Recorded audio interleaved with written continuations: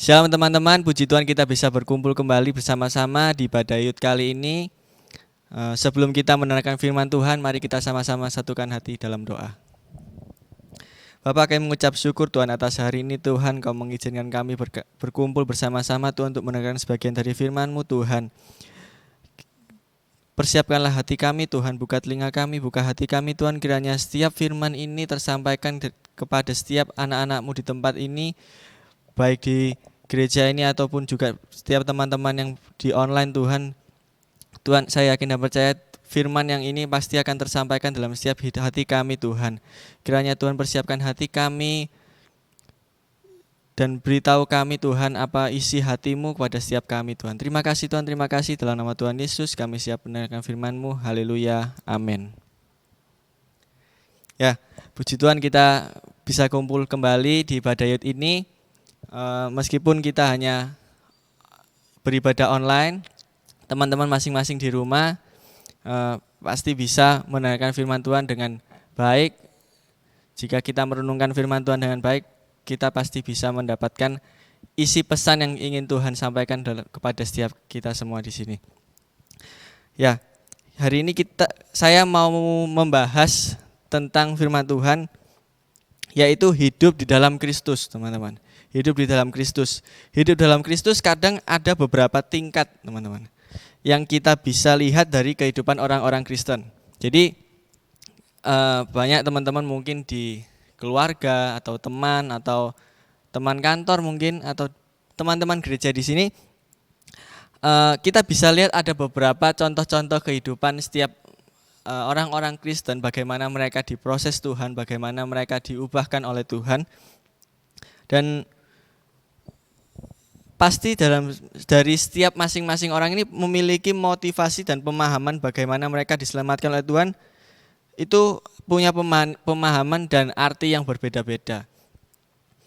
Dan tetapi yang saya mau tekankan, meskipun cara kita dipanggil oleh Tuhan itu berbeda, kita dipanggil untuk melayani Tuhan, kita dipanggil untuk mengikuti Tuhan itu secara berbeda-beda. Tetap seharusnya hidup yang sudah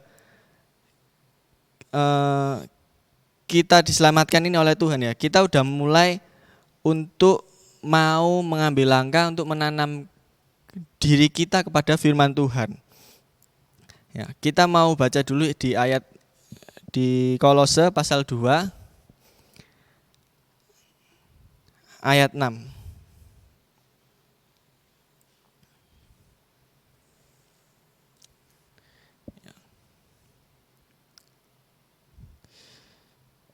Kamu telah menerima Kristus Yesus Tuhan kita, karena itu hendaklah hidupmu tetap di dalam Dia. Ya. Saya ulangi lagi, kamu telah menerima Kristus Yesus Tuhan kita, karena itu hendaklah hidupmu tetap di dalam Dia. Ya. Saya baca dulu di ayat 6 ini.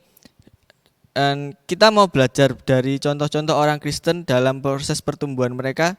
Di mana sih kita udah sampai di level mana? Apakah ada di level yang akan saya jelaskan ini, atau juga ada di level yang di poin yang kedua yang akan saya sampaikan ini? Jadi saya ulangi lagi, jika kita sudah menerima Tuhan sebagai juru selamat kita sudah memasukkan Tuhan dalam hati kita ini menjadi pedoman dalam hidup kita supaya bisa lebih baik lagi, hidup lebih lagi memuliakan nama Tuhan. Seharusnya kita mulai belajar untuk bisa berserah kepada Tuhan. Banyak sekali kita sudah mendengarkan firman Tuhan. Saya juga pernah sampaikan bahwa Tuhan itu menjadi tempat persembunyian kita semua, tempat persembunyian, tempat bagi kita untuk berharap, tempat bagi kita untuk berlindung. Dan kita mau belajar apakah kita sudah mulai masuk dalam kriteria orang Kristen yang benar-benar sudah berharap penuh kepada Tuhan, atau hanya mengenal Tuhan dari sebatas berkatnya saja, atau dari sebatas penyertaannya saja, atau dari hanya sebatas mukjizatnya saja. Jadi yang pertama saya ingin bicara tentang tipikal orang yang mengenal Tuhan hanya sebatas bantuan Tuhan, bantuan. Atau mungkin ya kalau misalnya ada orang dulu mungkin hidupnya berdosa, kemudian dia diubahkan Tuhan, dia diberkati Tuhan. Akhirnya dia mulai untuk mengikuti Tuhan dari sejak dia mulai diselamatkan itu. Dan orang yang telah mengenal Tuhan karena sudah diselamatkan dan dia berubah dari kehidupan lama mereka dan mulai hidup benar. Nah, tetapi banyak orang-orang ya, contoh ya saya melihat beberapa contoh orang-orang Kristen, ada juga orang-orang itu hanya stuck di level ini aja. Mengapa saya sampaikan di teman-teman youth kali ini ya? Karena menurut saya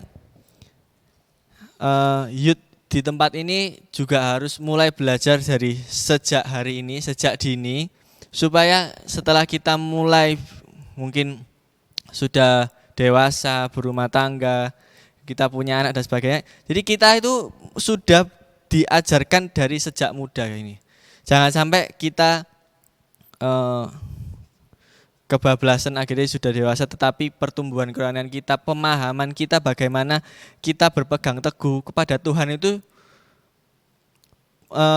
punya cara yang benar gitu, bukan cara yang salah seperti ini. Jadi ada orang hanya stuck di level ini, jadi mereka hanya mengalami pertumbuhan, hanya mengalami revival dalam hidup mereka. Mereka merasa aku mengalami revival karena dalam kutip mereka saat ditolong Tuhan. Jadi ada contoh mungkin awalnya aku dulu berdosa, jatuh dalam dosa narkotika contohnya. Kemudian dia diselamatkan Tuhan. Dia menerima Tuhan, dia mulai berubah. Dan saya yakin pasti juga ada beberapa teman-teman mungkin punya masa lalu yang ya mungkin kalau dibilang mungkin masa lalu yang kelam gitu ya teman-teman ya. Kalian bisa mengambil langkah awal untuk berubah dan betul kalian bisa ambil langkah awal itu, tetapi yang dilihat itu adalah apakah kalian tetap jalan atau hanya kalian berhenti di situ saja. Jadi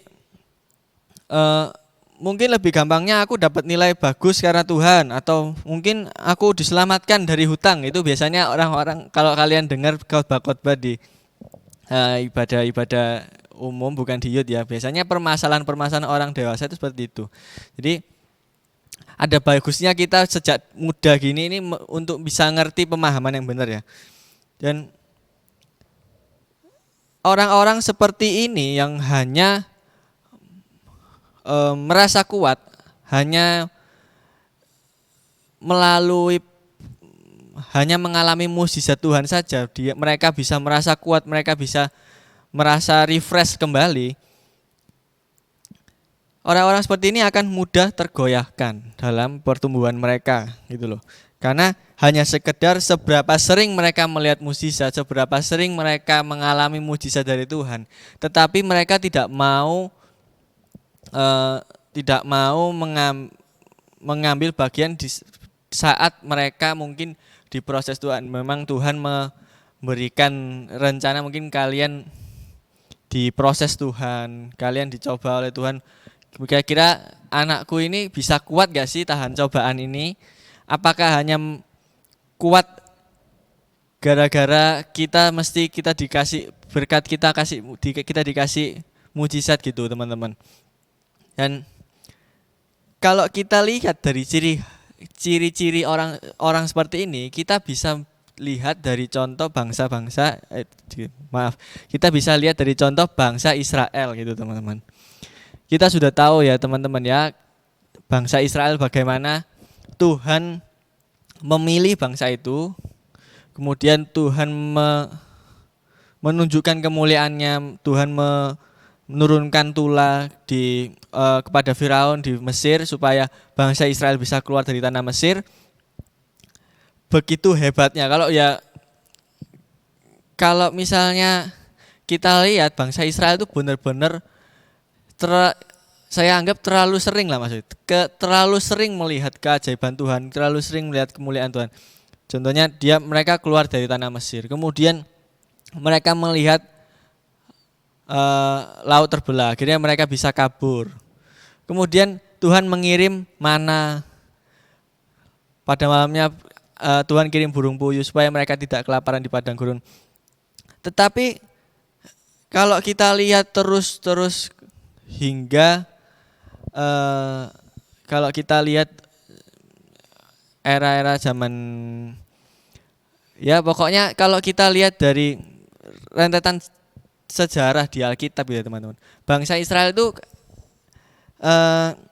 statistik pertumbuhannya itu kadang naik gara-gara pas ditolong Tuhan. Kemudian lama-lama turun.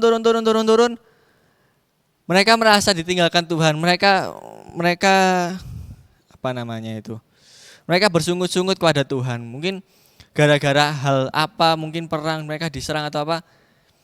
Kemudian mungkin mereka mengalami percobaan gitu. Mereka bersungut-sungut kepada Tuhan. Jadi saya sampai berpikir, kenapa kok bisa sampai kayak seperti itu bangsa Israel gitu loh. Padahal mereka itu benar-benar bangsa yang terpilih gitu, bangsa yang dipilih Tuhan, benar-benar bangsa yang disayangi sama Tuhan. Tetapi mereka tidak menangkap atau tidak mengerti arti kata terpilih gitu loh. Arti kata mereka bangsa yang disertai Tuhan langsung itu mereka nggak merasakan itu gitu. Contoh kalau misalnya contoh ya kayak ya kalau kita di keseharian kita gitu ya. Ada pasti orang berani gini. Oh aku ono backingane gitu. Ada backingane itu kayak apa ya namanya? Kayak ada orang yang membantu gitu. Dan pasti kita itu bisa saat kita mau melakukan sesuatu, kita mau menghadapi sesuatu, pasti kita merasa berani dan tidak takut gitu. Karena kita tahu di belakang kita ini ada bantuan yang benar-benar terjamin, benar-benar yang pasti bisa menyelamatkan kita. Tetapi bangsa Israel ini berulang kali mereka diselamatkan sama Tuhan, mereka disertai sama Tuhan, mereka dimenangkan Tuhan melalui perang. Tetapi mereka ini tidak ada sadar-sadarnya gitu. Kenapa kok seperti itu? Karena mereka karena mereka tidak benar-benar mengerti esensi dari orang-orang yang disertai sama Tuhan, orang-orang yang benar-benar dikasih sama Tuhan. Mereka nggak mengerti itu. Mereka seakan-akan saya punya pemikiran sendiri.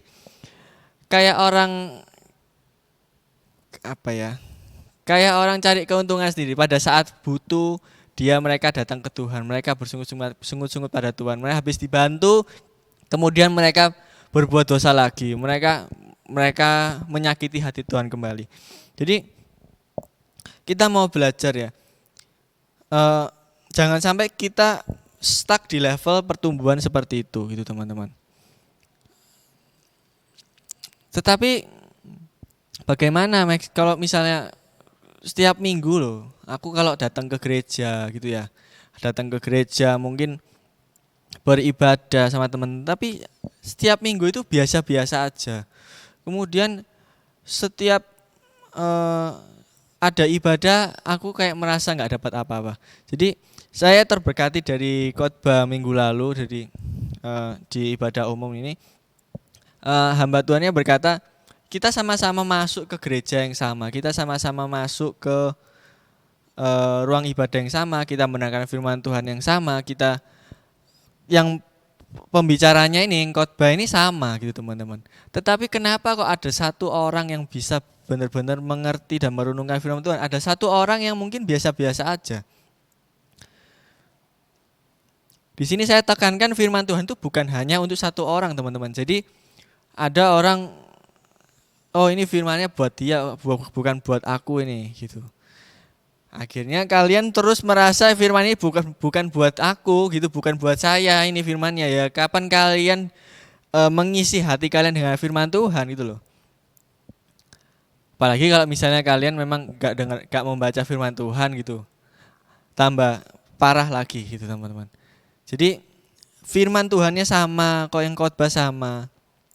ada yang salah, yaitu bagaimana cara kita meresponi, bagaimana cara kita beribadah, bagaimana cara kita menyembah Tuhan, bagaimana cara kita untuk membuka hati kita supaya firman Tuhan ini bisa masuk dalam hati kita, gitu. Di ayat yang ke-7, Kolose 2 ayat 7 itu dikatakan, kamu telah menerima Kristus Yesus Tuhan kita, karena itu hendaklah hidupmu tetap di dalam Dia, hendaklah kamu berakar di dalam Dia dan dibangun atas Dia. Jadi artinya kita menerima Tuhan sebagai juru selamat kita, gitu teman-teman. Jadi kita itu sudah mulai ditanam di dalam firman Tuhan. Jadi mau itu musim kemarau, mau itu musim hujan, mau itu musim apapun, diharapkan kita tetap untuk bisa bertahan di dalam firman Tuhan, gitu. Jadi Tuhan mengajarkan kita untuk terus bertumbuh dan berakar kuat di dalam Dia dan dibangun di atas Dia. Dan caranya bagaimana? Kita menerima Kristus mulai membiarkan Roh Kudus menguasai hidup kita. Jadi kemarin saya juga sampaikan, kita sudah diselamatkan sama Tuhan, kita diubahkan hidup kita, dan kita sebagai anak-anak muda memiliki pemahaman bahwa kita punya hati yang tunduk dan patuh kepada firman Tuhan. Orang-orang seperti ini belum memulai membiarkan Roh Kudus mengambil alih. Mereka hanya bergantung kepada mukjizatnya Tuhan. Mereka hanya bergantung kepada berkat yang Tuhan kasih. Tetapi pada saat mereka diproses Tuhan, mungkin mereka, apalagi kalau saat pandemi seperti ini, mungkin ada beberapa cobaan dalam pekerjaan, mungkin mereka nggak mungkin kuat, gitu. Mereka pasti merasa, aku putus asa, aku kayak benar-benar nggak ditolong, gitu. Padahal salah. Mungkin Tuhan bisa kasih ide, Tuhan bisa kasih hikmat kepada kita masing-masing. Karena kita semua ini anak-anak youth, teman-teman. Kita anak-anak muda yang punya kreativitas lebih, kita punya hikmat. Tuhan tuh pasti kasih hikmat supaya kita bisa berkreativitas, gitu. Akhirnya kita bisa sebagai anak-anak muda yang beda dengan anak lain. Kalau saya lihat, jujur saya lihat anak-anak muda di luar sana, kalau pas pandemi gini, mereka keluyuran, mereka bermain. Saya berpikir kayak anak-anak ini nggak sekolah atau ya apa, gitu ya.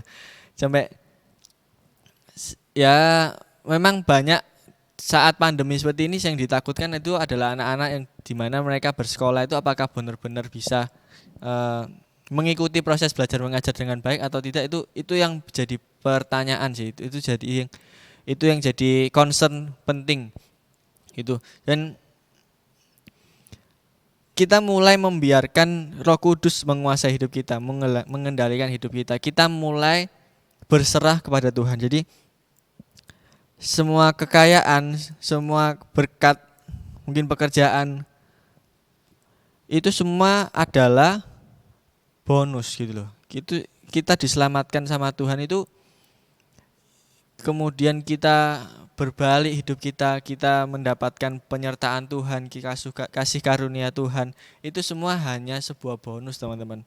Jadi seperti ayat favorit saya, gitu ya, teman-teman. Saya sering sampaikan, yaitu carilah dahulu kerajaan Allah, maka semua akan ditambahkan kepadamu. Ini ayat yang mungkin sering sekali kalian dengar, gitu, teman-teman. Tetapi ayat ini bukan sebagai timbal balik seperti aku tak ke gereja supaya aku diberkati. Enggak, itu salah, teman-teman. Jadi ada beberapa guyonan kayak itu, kenapa kok kamu melakukan baksos ini supaya saya diberkati sama Tuhan. Itu salah, itu, teman-teman. Ya, itu mungkin kalau kalian anak sekolah minggu gitu mungkin ya nggak apa-apa ya, teman-teman ya. Tapi kalau misalnya kalian sudah mulai youth, dewasa muda, kemudian sampai tua pun kalian punya pemikiran seperti itu, ya itu salah. Oh, aku cari Tuhan dulu supaya aku bisa dapat makan. Aku cari Tuhan dulu supaya aku bisa diberkati.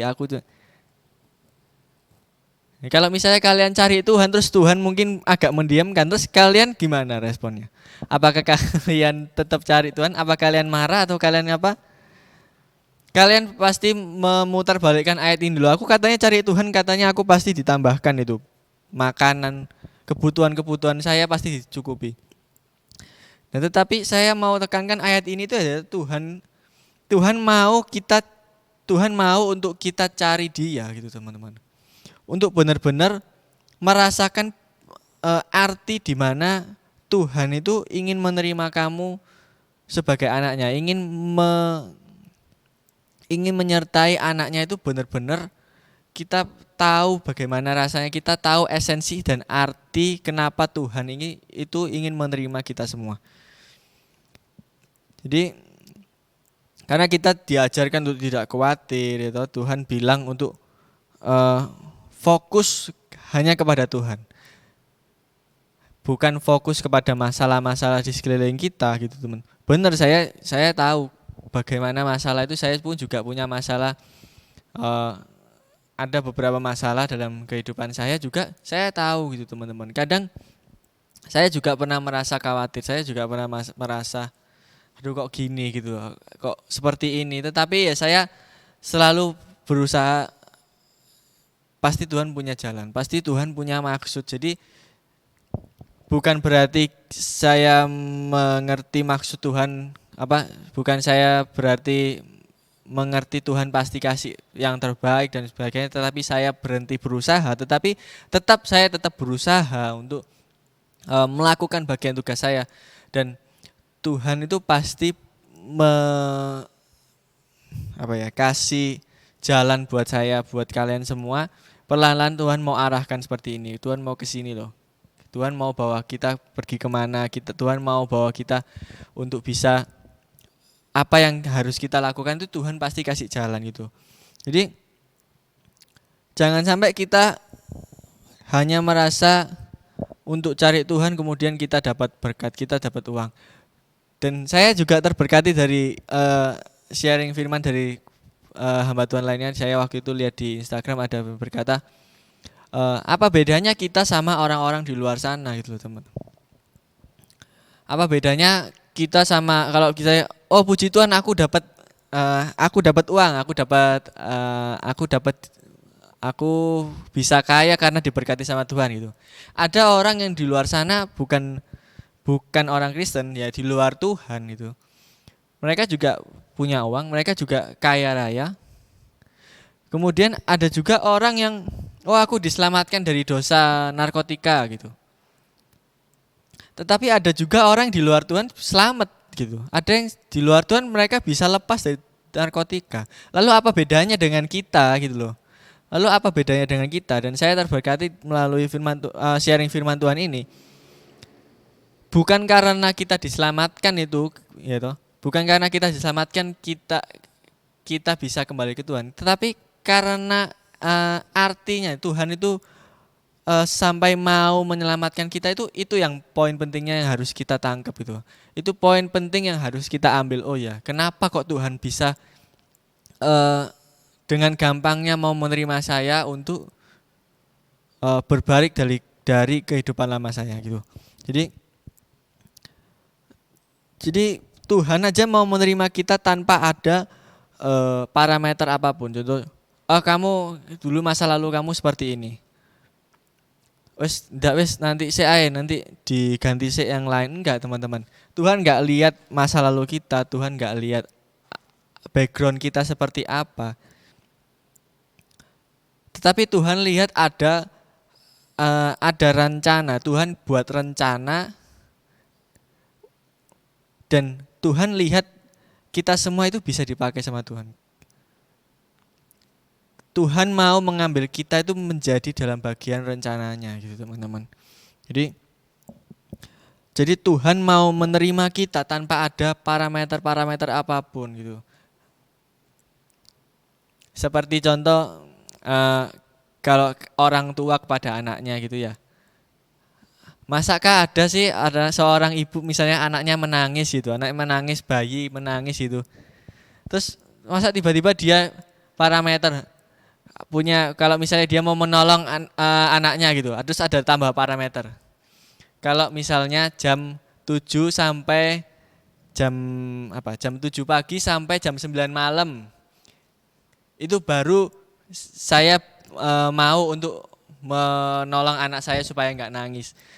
Gara-gara ada parameter jam 7 sampai jam 9 malam, hanya karena parameter itu ibu itu mau menolong anaknya. Kalau misalnya parameternya nggak cocok, nggak jam 7 sampai jam 9 malam, jadi jam 9 malam lebih dibiarin tidur, jadi nggak dijalankan. Itu nggak itu itu kasih sayang model apa gitu loh. Jadi ada beberapa kayak ada syarat-syarat tertentu supaya kita mau untuk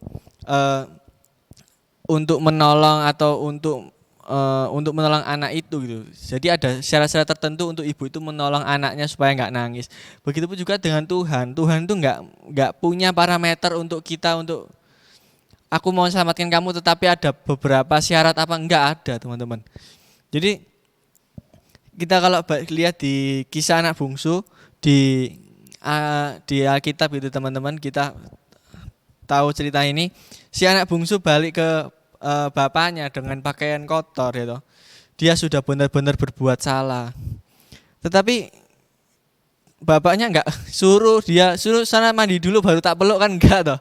Jadi dia benar-benar karena benar-benar rasa sayangnya itu dia langsung peluk anaknya gitu. Dan itu poin yang penting yang harus diambil gitu, teman-teman. Bukan karena kita diterima, karena kita dapat berkat lagi, kita dapat pengampunan, itu bukan. Yang dilihat itu dari sisi kenapa kok Tuhan itu benar-benar segampang itu ingin menerima kita semua untuk bertumbuh di dalam Dia gitu loh. Jadi setelah kalian tahu esensi bagaimana, oh ya, Tuhan ini benar-benar ingin menerima aku. Jadi kita bisa hidup sebagai orang Kristen bukan karena kita diberkati, bukan karena kita selamat dari dosa lama kita, bukan karena kita selalu disukseskan sama Tuhan, bukan. Karena kita hidup sebagai orang Kristen karena Tuhan sendiri yang mau menerima. Jadi sudah menjadi sebuah gaya hidup kita di mana kita melakukan semuanya itu hanya karena Tuhan. Kita melakukan pelayanan, kita membantu orang lain, kita beribadah pun, kita bekerja dan semuanya. Karena kita lakukan hanya karena Tuhan itu. Hanya karena Tuhan saja kita bisa lakukan semua itu, bukan apa-apa. Jadi pada saat kita mengalami hal kurang mengenakan, kita mungkin diuji proses sama Tuhan, kita nggak mudah untuk bersungut-sungut, kita nggak mudah untuk berprasangka buruk pada Tuhan. Tuhan meninggalkan aku, enggak. Kita nggak akan segampangnya ngomong seperti itu. Kita pasti mengerti, oh ya, Tuhan pasti tolong. Jadi bagaimana caranya supaya aku bisa melewati rintangan ini? Kita berdoa, Tuhan berikan hikmat kepada saya, bagaimana cara saya melewati pencobaan ini. Itulah seharusnya yang kita lakukan. Bukan kita bersungut-sungut, bukan kita marah kepada Tuhan, bukan seperti itu. Dan dari sana kita memiliki pertumbuhan kerohanian yang teratur. Kita memiliki pertumbuhan rohani yang perlahan-lahan setiap tahunnya kita mengalami kenaikan, setiap tahunnya kita mengalami pertumbuhan kerohanian yang sangat luar biasa. Dan kita menjadi anak-anak muda, anak-anak youth di tempat ini, dan juga bukan di tempat youth ini, buat teman-teman sekalian yang mungkin menyaksikan ibadah online ini, kita sebagai anak-anak muda yang benar-benar punya dasar yang kuat, kita punya dasar kedewasaan rohani yang benar-benar kuat. Jangan sampai kita jasmaninya tua tetapi kita memiliki kedewasaan rohani yang mungkin hanya seperti anak SD. Itu sama aja, teman-teman. Jadi sejak muda ini kita mulai untuk mendapatkan kedewasaan rohani yang benar-benar mengerti dan benar-benar dewasa, mengerti kehendak Tuhan. Kita menjadi anak-anak muda yang bisa jadi contoh buat adik-adik kita. Mungkin kita pun juga bisa jadi contoh. Mungkin aja kita juga bisa jadi contoh buat orang-orang yang lebih tua di atas kita. kita bisa melihat, oh ya anak ini loh kok hebat ya, masih muda ini dia punya pemahaman kedewasaan rohani yang sangat luar biasa. Gitu teman-teman ya. Jadi kemudian di ayat yang ke-7 dikatakan, hendaklah kamu berakar dalam dia dan dibangun di atas dia, hendaklah kamu bertambah teguh, ya, seperti yang kata saya bilang, bertambah teguh dalam iman yang telah diajarkan pada kamu, dan hendaklah hatimu berlimpah dengan syukur. Ya, ini di mana level yang poin kedua ini, di mana level kita benar-benar dipenuhi oleh Roh Kudus. Jadi kalau kita baca di parakupnya itu kepenuhan Roh Kudus itu. Dan kita benar-benar hidup sebagai carangnya. Jadi kalau kalian dulu di sekolah minggu diajarkan kita ada carangnya, yaitu Allah sebagai pokok, kita mengisi kita dengan ajarannya, kita bertumbuh dan berbuah. Hal ini sebagai pelajaran-pelajaran pengingat untuk kita semua, sudahkah kita hidup di tingkatan level ini. Jadi kita hidup sebagai caranya, kita benar-benar menyatu dengan pokoknya itu. Jadi kita benar-benar disalurkan hikmat dari Tuhan, kita disalurkan dengan firman Tuhan kepada kita, dan akhirnya perlahan-lahan kita bertumbuh dan akhirnya kita bisa berbuah. Dan buah itu bisa kita berikan pada orang lain. Tuhan, orang lain bisa merasakan dan menikmati buah yang kita hasilkan. Jadi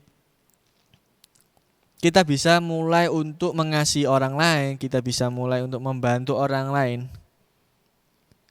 Karena Tuhan saja mau menerima kita tanpa ada syarat apapun, tanpa ada parameter apapun. Jadi sudah seharusnya kita sebagai anak Tuhan, kita membantu orang lain tanpa ada parameter apapun. Jadi saya pernah waktu itu saya punya prinsip, kalau misalnya saya merasa melihat orang gitu ya, misalnya orang gitu kok kasihan gitu, pada saat saya mau kasih berkat kepada dia gitu. Pernah waktu itu saya waktu kuliah pada sore hari gitu, maunya saya makan di tempat nasi goreng gitu. Terus saya ngelihat ada mungkin dia homeless gitu ya, terus dia dia katanya belum makan. Akhirnya saya langsung kasih harga nasi goreng 13.000 Bang. Ya saya kasih seharga itu supaya maksudnya dia beli nasi goreng juga gitu toh. Dan ternyata ya enggak sih, mungkin dia ambil uangnya, enggak tahu dia mungkin buat beli apa lainnya, itu urusannya dia gitu, urusannya dia. Dan banyak orang-orang yang di selainnya di tukang nasi gorengnya atau ada tukang parkir di sana ngomong, wah biasa iki gitu ngomongnya.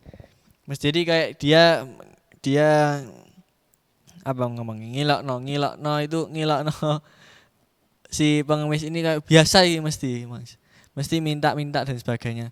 Ya tetapi masa saya ambil lagi uangnya? Oh ya masa wis biasa dia ngamis gitu, masa saya ambil lagi? Enggak. Dimana kita sejak kita mulai bisa mengerti kasih Tuhan itu kepada kita tanpa ada syarat gitu, perlahan-lahan kita mulai belajar untuk mengasihi orang juga tanpa syarat, teman-teman. Kita mulai belajar mengasihi orang juga tanpa syarat. Jadi ya wes lah, saya kasih dia. Yang penting saya yakin dari hati kita, Anda dan juga saya ini muncul bantuan orang ini. Jadi akhirnya saya membantu orang. Yang terpenting dari hati kita ini sudah missionnya itu accomplished. Jadi selesai. Oh ya, aku selesai membantu orang. Sisanya apa itu uangnya dibuat apa atau dibuat apa lainnya.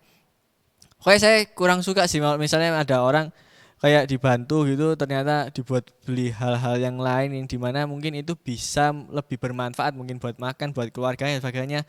Mungkin dia malah dibuat beli rokok dan sebagainya. Karena jadi ada beberapa waktu itu ada guyonan jokes gitu sama teman-teman pas waktu bagi bakso gitu. Mungkin ada yang merokok, saya mesti kayak guyonan ke teman, ojo ngerokok orangnya percuma uangnya dibuatnya.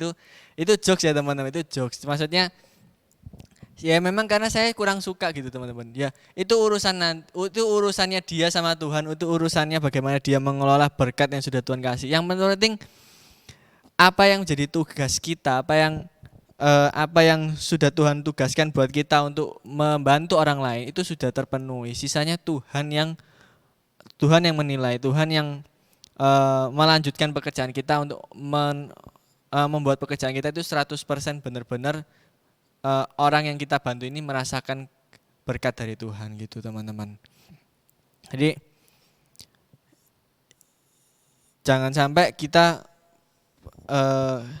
benar-benar kita sudah tahu bagaimana kasih Tuhan kepada kita tanpa ada syarat pun Tuhan mau menerima kita.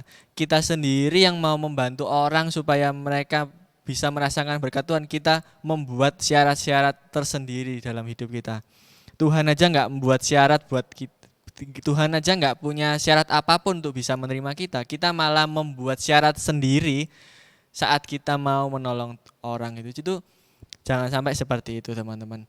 Dan yang terpenting tugas kita bisa selesai, kita mengerti esensi bagaimana tingkat level kehidupan kita. Jadi yang pertama, jangan sampai kita hanya melihat atau jangan sampai kita hanya bertumbuh karena berkat dari Tuhan. Kita bertumbuh hanya karena kasih Tuhan, hanya bertumbuh karena mujizat dari Tuhan. Tetapi kita mau bertumbuh karena memang benar-benar kita mengerti poin kenapa Tuhan mau menerima kita.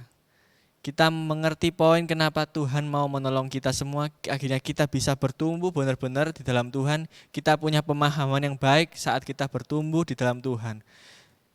Dan akhirnya kita bisa bertumbuh terus. Secara teratur kita berbuah dan kita bisa memberkati banyak orang.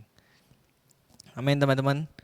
Dan puji Tuhan, sekian dari firman hari ini. Sama-sama kita satukan hati kita dalam doa. Bapa, kami mengucap syukur Tuhan atas hari ini. Tuhan, Kau mengajarkan kami Tuhan melalui firman-Mu Tuhan, bahwa orang yang benar-benar diselamatkan oleh Tuhan, orang kita semua benar-benar mau diterima sama Tuhan. Kita tidak mau melihat dari poin bagaimana Tuhan memberkati kita dari sejumlah berkat atau mujizat seberapa besar mujizat yang Tuhan lakukan dalam setiap hidup kita. Tetapi Tuhan mau ingatkan pada setiap kami untuk melihat poin penting kenapa Tuhan kok secara gampangnya mau menerima kita semua Tuhan. Terima kasih Tuhan melalui firman ini kami ingin mulai belajar Tuhan untuk melihat perspektif yang berbeda Tuhan.